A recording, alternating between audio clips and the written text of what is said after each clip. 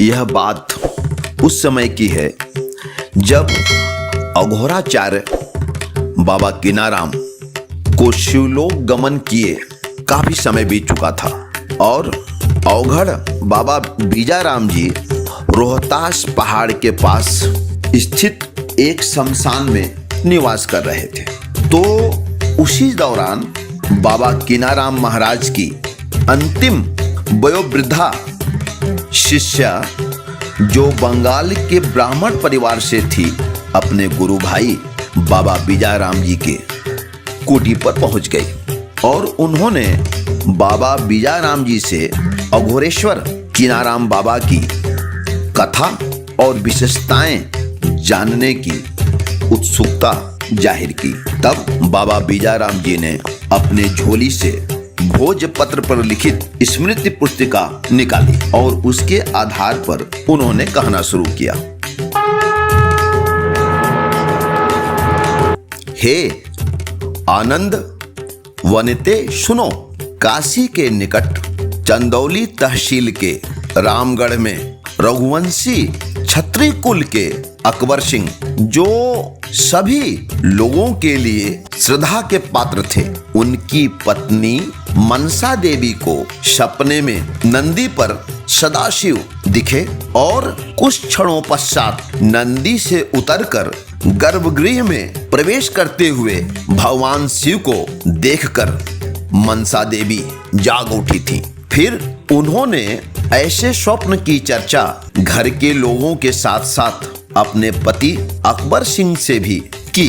तो ऐसे स्वप्न का आशय क्या है और इसका फलाफल क्या होगा, यह जानने के लिए जब सारी बातें ग्राम पुरोहितों को बताई गई तो आपस में चर्चा कर पुरोहितों ने अकबर सिंह के साथ वहां उपस्थित मनसा देवी को संबोधित करते हुए कहा कि आपके गर्भ में भगवान सदाशिव अवस्थित हुए हैं जो 9 माह पश्चात जन्म लेंगे। फलस्वरूप विक्रम संवत 1658 के भाद्र मास के कृष्ण पक्ष की अघोर चतुर्दशी तिथि को बाल रवि के उदय के साथ मनसा देवी के गर्भ से शिशु का जन्म हुआ। हालांकि इसके साथ साथ एक और घटना वहां पर घट रही थी। हुआ यह था कि शिशु के जन्म के पहले से ही चतुर्मासा का बहाना बनाकर रामगढ़ ग्राम में जो 3 महात्मा ठहरे थे, वे शिशु के जन्म के 2 मुहूर्त बाद यह तीनों महात्मा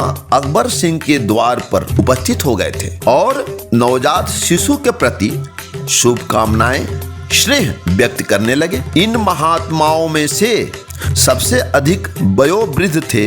उन्होंने तो बालक को अपनी गोद में ले लिया और उसके कान में कुछ शब्द कहे जो दीक्षा मंत्र था। इसका नतीजा यह हुआ कि बालक का तेजोमय मुखारबिंद खुल गया और जो बालक अभी तक दूध नहीं पी रहा था वह अपनी माता का दूध ग्रहण करना शुरू कर दिया। क्यों? क्योंकि वह तीनों महात्मा के रूप में ब्रह्मा, विष्णु और महेश जी थे।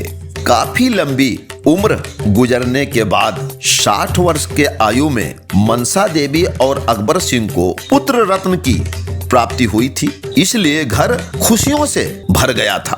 और यह खबर जैसे ही बाहरी लोगों तक पहुंची, चारों तरफ खुशियां ही खुशियां फैल गई थी। धीरे धीरे तीनों महात्मा विदा हो गए, किंतु तेजस्वी बालक के दर्शनार्थ बहुत से अन्य अंतरिक्ष महापुरुषों का भी आगमन हुआ। चारों ओर 6 दिनों तक अनवरत हर्ष का समारोह और मंगलगान होता रहा। धीरे धीरे बरही का दिन भी आ गया और इस समारोह में बहुत से लोगों का आगमन हुआ। तो मनसा देवी और अकबर सिंह ने सभी लोगों का मनोयोग से सेवा सत्कार किए, खूब दान दक्षिणा और भेंट वितरित किए। इसी दौरान पुरोहितों ने अकबर सिंह को सलाह दिए कि चूंकि बहुत दिनों बाद पुत्र रत्न की प्राप्ति हुई है तो यह बालक दीर्घजीवी हो और इसका कीर्ति और यश चारों तरफ फैले, इसलिए बालक को